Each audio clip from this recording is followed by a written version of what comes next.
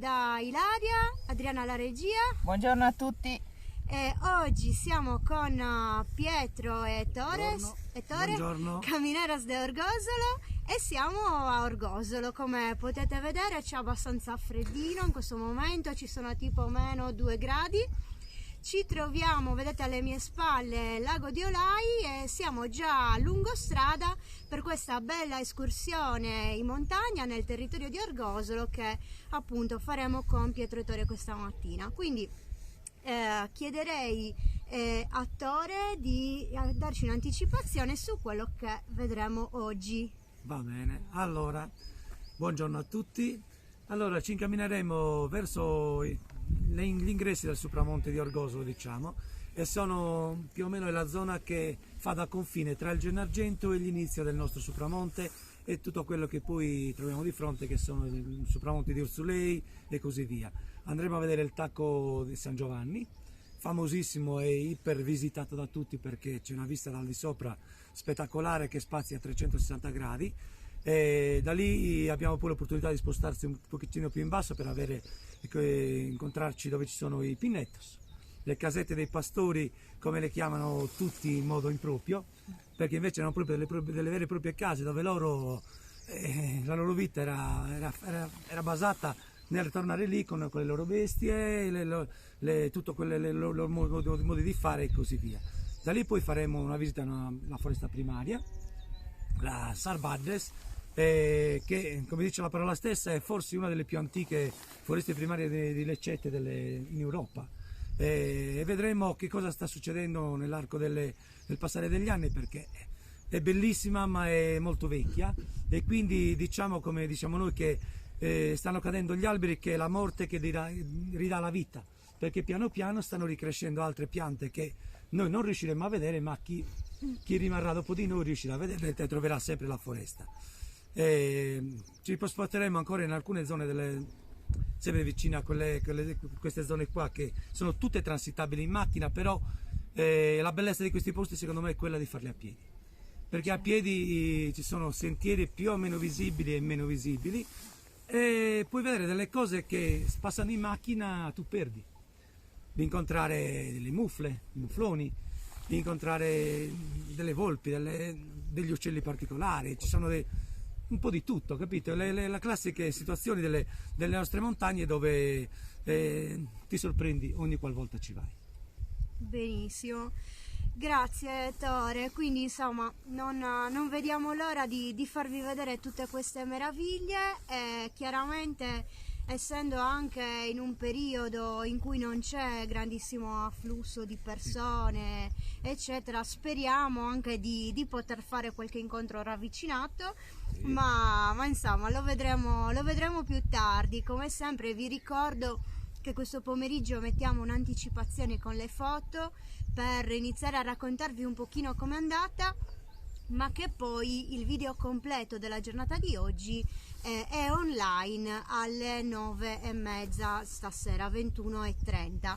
A questo proposito ci tenevo a rassicurare soprattutto chi ci segue su YouTube che se qualche volta facciamo un po' di ritardo nel caricare il video su YouTube, non preoccupatevi, perché noi non andiamo a dormire finché tutto non è caricato e non è a posto. Però come potete immaginare tutte le giornate sono diverse e sono diversamente impegnative, sia come riprese che come spostamenti. Quindi per esempio ieri abbiamo finito molto tardi le riprese, quindi di conseguenza abbiamo finito molto tardi anche di montare, perché il video, tra l'altro quello di ieri, era anche più lungo della media, per cui iniziando tardi a caricare chiaramente non siamo riusciti ad avere il video su YouTube alle 21:30, è arrivato insomma con un po' di ritardo, ma vi ripeto, non vi dovete preoccupare. Purtroppo, come non tutti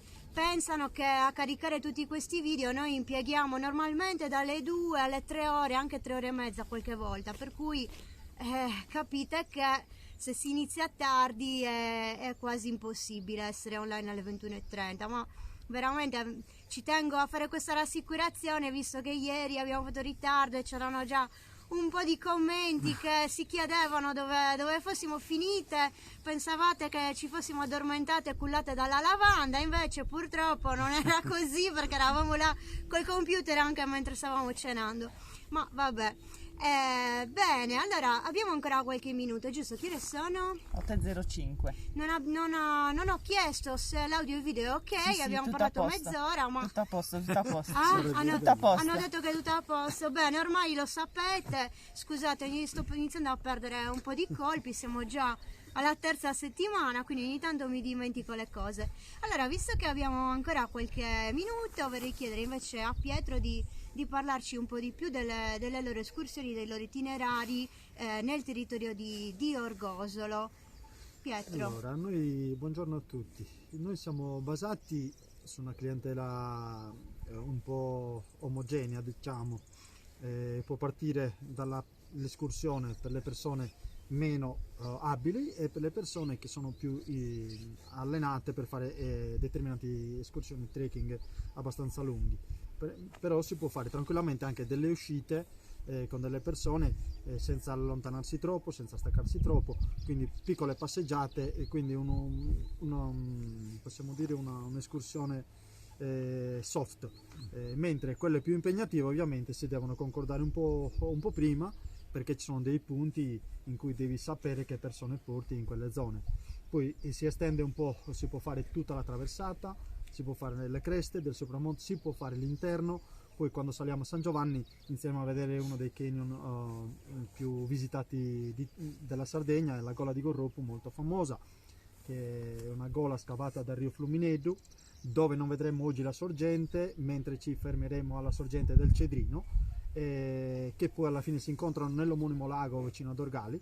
E comunque tutti questi passaggi sono in alcuni casi anche impegnativi, quindi non sono facili, come molte persone vengono per farsi una passeggiata e ti chiedono anche al momento possiamo andare in quel punto, e invece non ci si arriva neanche con la macchina e si parte a piedi da molto lontano, quindi sono cose molto varie. Poi ci si può allegare ovviamente in queste escursioni un pranzo al sacco, solitamente, perché il nostro obiettivo è quello di spingere le persone a fare delle camminate, non le abbuffate come di solito si fanno quando si fanno le escursioni, e tanto il tempo di mangiare lo troviamo sempre.